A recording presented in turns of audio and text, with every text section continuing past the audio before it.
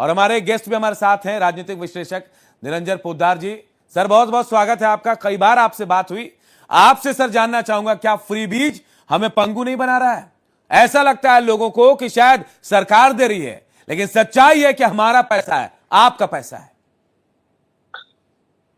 देखिए, निश्चित रूप से अनूप जी, जिस तरीके से भारत के अंदर पिछले कुछ वर्षों से एक प्रचलन सा चल पड़ा कि जिस तरीके से मुफ्त की रेडियां या फ्रीबीज या जिसको आप जो भी कहें, वो जिस तरीके से चल पड़ी, ये एक तरह की, मुझे ऐसा लगता है कि मतदाताओं को दी जाने वाली एक तरह की, समझ लीजिए, वैधानिक घूस, इसको मैं मानता हूं।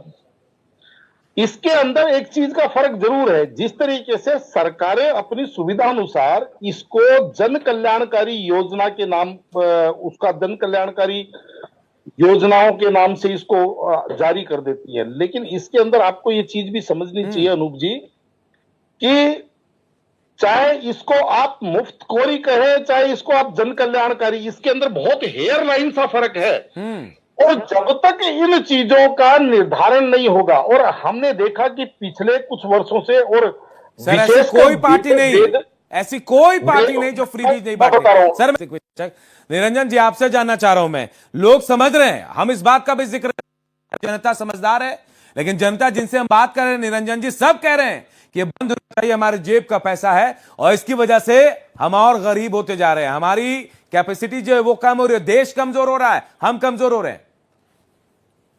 निश्चित रूप से अनुपम जी, जो फ्रीबीज जो बांटी जाती है, जो सीधा सीधा लाभ दिया जाता है, मेरा तो ये मानना है कि अगर मान लीजिए सरकार जिस तरीके से तमाम योजनाओं के तहत सीधा खातों में पैसे डाल रही है, या तमाम जिस तरीके से सीधी लाभ योजनाएं पहुंचा रही है, तो आप ये मान के चलिए वो पैसा आपके जो जन स्वास्थ्य केंद्र हैं, जो आम जनता के लिए बने हैं, उनका एक जन स्वास्थ्य केंद्र आप ये समझ लीजिए कम हो गया।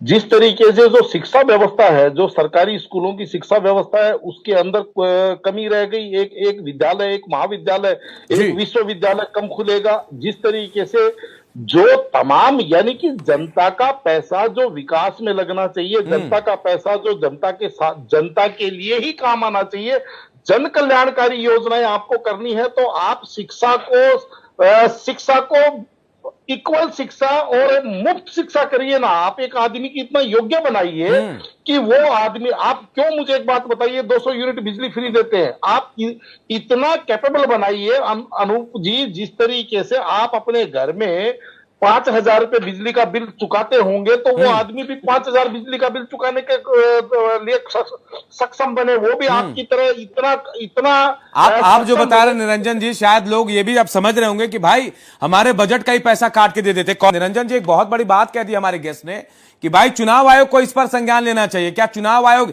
इतना सक्षम नहीं है कि मुफ्त की रेवड़ियों पर रोक लगा सके, जिस तरह से आदर्श आचार संहिता पर लगाई जाती है कि भाई ये चीजें नहीं हो सकती है? निश्चित रूप से अनुपम जी, इस चीज के लिए तो सुप्रीम कोर्ट ने भी प्रश्न उठाया है। लेकिन जिस तरीके से जो लोग मुफ्त की रेवड़ियां या फ्रीबीज को मुद्दा बनाते थे, आज कहीं ना कहीं वो ही पार्टियां इसके अंदर आपको प्रतिस्पर्धा के अंदर दिखाई देगी। आज ऐसा लगता है कि जैसे चुनाव जीतने का ये पूरा का पूरा एक टेस्टेड फार्मूला बन गया है। चाहे आप इसके अंदर बिहार को देख लीजिए, इसके अंदर आप झारखंड को देख लीजिए, इसके अंदर आप महाराष्ट्र को देख लीजिए, दिल्ली सबसे बड़ा उदाहरण है सर जी। तो मेरा तो ये मानना है अनुपम जी कि सरकारों को, लोगों को इतना सक्षम बनाना चाहिए, सरकारों को इतना कैपेबल बनाना चाहिए। लेकिन वास्तविकता आज की तारीख में बात तो हम विश्व गुरु की करते हैं कि भाई हम विश्व गुरु बनेंगे, हम चाइना को पीछे छोड़ देंगे, हम चौथी इकोनॉमी बन जाएंगे, तीसरी इकोनॉमी बन जाएंगे, हम दूसरी इकोनॉमी बन जाएंगे। भाई आप बन कहां जाएंगे? जब आप एक बात बताइए कि यहाँ पे सर अगर ऐसे हालात रहेंगे, निरंजन जी भी बता रहे हैं कुछ भी फ्री नहीं है, आपके जेब से पैसा निकल रहा है, आपकी योजनाओं में कटौती हो रही है और यही कटौती आपको नुकसान पहुंचाएगी और आपको फ्री बीज दिया जा रहा है। मैं गलत बोल रहा हूं निरंजन जी? आपने ही बताया कि कई योजनाओं को काट दिया जाता है, उसमें से कटौती करके आप देते हैं। निश्चित रूप से अनुपम जी, कई राज्यों की स्थिति आप देख लीजिए, जिस तरीके से हिमाचल की आज स्थिति है, किसके सामने छुपी है? पंजाब की स्थिति है, किसके सामने छुपी है? चुनाव जीतने के लिए घोषणाएं तो कर दी गई थी, लेकिन आज उन राज्यों की स्थितियां ये है कि वो अपने कर्मचारियों की तनख्वाहें समय पर नहीं दे पाते हैं। तो ये आंशिक कटौती कर रहे हैं, कटौती तक करनी पड़ रही है हिमाचल में। झारखंड में भी कहा जा रहा है कि ऐसी स्थिति आएगी, लेकिन वहां यह कहा जा रहा है कि भाई हम राजस्व बढ़ाएंगे। राजस्व बढ़ाएंगे कैसे? टैक्स ज्यादा लगाएंगे, तो भी आपका पैसा जा रहा है। कहीं ना कहीं लोगों को गुमराह करने की कोशिश होती है निरंजन जी। ये निश्चित रूप से ये एक तरह का वही फार्मूला है अनुपम जी, कि मैंने आपको आपकी ऊपर की जेब में मैंने 2 रुपए डाल दिए, नीचे की जेब से मैंने 4 निकाल लिए। लेकिन ये चीज मुझे समझ में तब आएगी जब मैं इस चीज के बारे में गहनता से विचार करूंगा। आज जिस तरीके से जनता जागरूक हो रही है और आपके पास जिस तरीके से तमाम दर्शकों को, और देखिए एक निरंजन जी, मैं आपके पास ही आ रहा हूं। देखिए कोई भी एक भी कॉलर हमें ऐसा नहीं मिल रहा निरंजन जी जो ये नहीं कह रहा है बंद नहीं होना चाहिए। तो आखिर ये फ्री बीज किन के लिए है? मैं भी मानता हूं कि एक तबका ऐसा है जिनको जरूरत है, लेकिन उसका चुनाव होना चाहिए। ऐसे में मुफ्त में नहीं बांटना चाहिए। जिनको जरूरत है उनके लिए होना चाहिए, लेकिन यहां तो बांटे जा रहे, क्योंकि सरकार बनानी है और सरकार पर काबिज होना है। इसके लिए हम जनता का पैसा ऐसी बहा रहे हैं। देखिए अनूप जी, आपके और आपके दर्शकों के लिए लाइटर मोड पे एक बात कह दूं। हमने ऐसे भी लोग देखे हैं जो इन चीजों को देख करके, एक लाइटर मोड पे बात बता रहा हूं जी। एक बंदा मिला, कहता आज की तारीख में सरकार हमें इतना अनाज, महीने में इतना किलो हमें अनाज दे रही है, हमारे लड़की हो जाएगी तो उसके लिए इतना पैसा दे रही है, फलानी चीज के लिए इतना पैसा दे रही है। कह रहा कमा तो हम खाली दारू पीने के लिए रहे हैं, बाकी की तो सारी चीजें हमें फ्री में मिल रही है।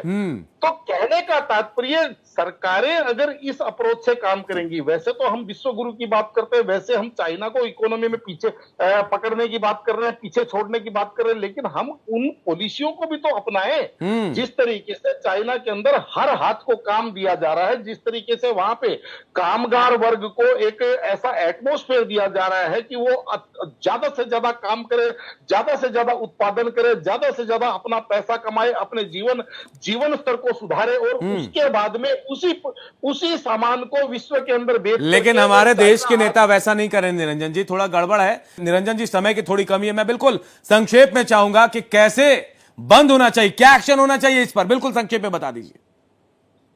देखिए ऐसा है अनूप जी, इसके अंदर तो या तो जनता जागरूक हो, जनता इस चीज को समझे कि जो भी सरकारें मुफ्त की रेवड़ियां जब बांटने चालू कर दे, तो आप ये समझ लीजिए उस सरकारों ने काम नहीं किया है, उस सरकारों ने केवल घूस के दम पे वो चुनाव जीतना चाहती है, पहली बात। दूसरी बात, जो देश की संवैधानिक संस्थाएं हैं, चाहे सुप्रीम कोर्ट हो, चुनाव आयोग हो, इनको सरकारी दबावों से ऊपर अपने आप को रख करके और ऐसे निर्णय लेकर के और ऐसे आदेश पारित करने चाहिए, क्योंकि जिस तरीके से हम केंद्र सरकार की बात करें या मोदी जी की बात करें, ये संकेत तो मिल रहे हैं निरंजन जी, संकेत भी मिल रहे हैं। देखिए आप, सुप्रीम कोर्ट ने सख्त टिप्पणी कर दी इस पर, हो सकता है आगे कुछ बड़ा फैसला लिया जाए। बहुत बहुत शुक्रिया निरंजन जी, आप हमारे साथ जुड़े और बहुत सारी बातें ऐसी बताई, शायद जनता को भी पता चल जाए कि मुफ्त रेवड़ियां उनके जेब से कट रहा है। देखिए।